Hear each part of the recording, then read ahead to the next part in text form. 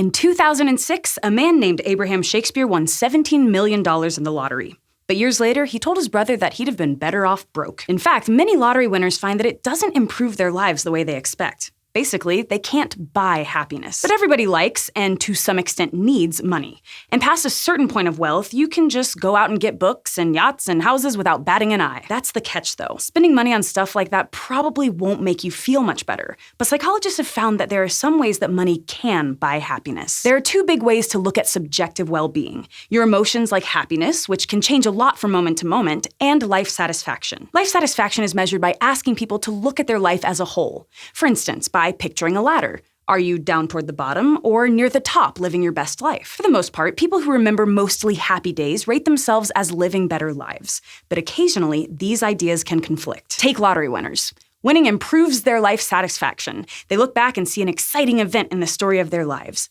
But it doesn't seem to improve day-to-day happiness very much. This is true for us non-lottery winners too. Income and daily emotions, like happiness and stress, seem to be closely related until you're comfortably middle class. And that makes sense if you can make sure your bills are paid, see a doctor if you need one, and enjoy some free time. According to a study in 2010 on over 450,000 people, that happens at right about $75,000 a year in the United States. After that, life satisfaction keeps going up, but money and status alone don't do much for day-to-day emotions. So how do you spend your hard-earned money to really make you happy? Psychologists have found a couple patterns that we might all be able to learn from. One way is to buy back some downtime by paying others to do things that can be a burden, like chores and cooking. For example, in a 2017 study of thousands of people in 4 countries, researchers found that people who report more time-saving purchases are more satisfied with their lives than those who don't, no matter if they're rich or less well off. Stress reduction might explain why, since people who didn't report a lot of time-related stress didn't show this effect as much. To check, the same team recruited 60 people and gave them all $40,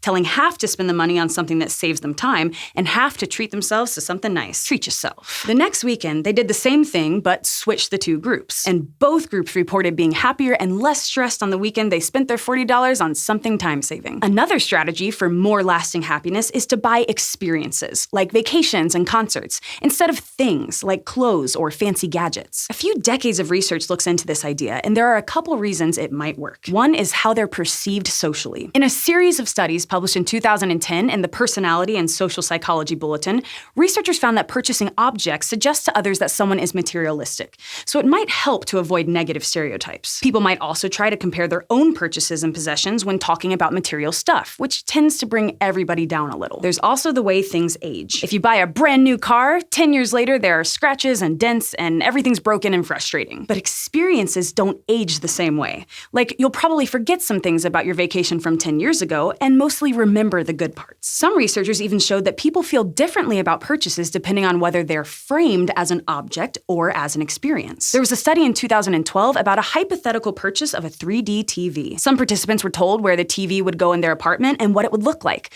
while others were primed to think about having fun watching it with friends and experiencing a new kind of TV. And people who had the sales pitch framed as an experience said that not buying it would cause more regret. A final way to buy happiness is to not spend your money on you. One experiment involved giving 46 people some cash, either $5 or $20, and telling them to spend it on either themselves or someone else. And in a follow-up later in the day, the people who spent it on others reported being happier than those who spent it on themselves, no matter how much they spent. A similar study was done with over 200 students from Canada and South Africa.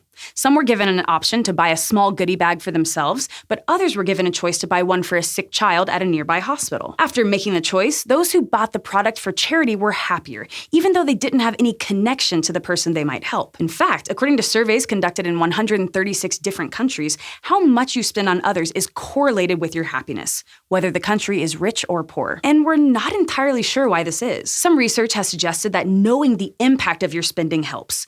When donors are told how a charity will use their funds, they report more happiness than if they're in the dark. But others say that this widespread effect might just be something that's deeply ingrained in human nature.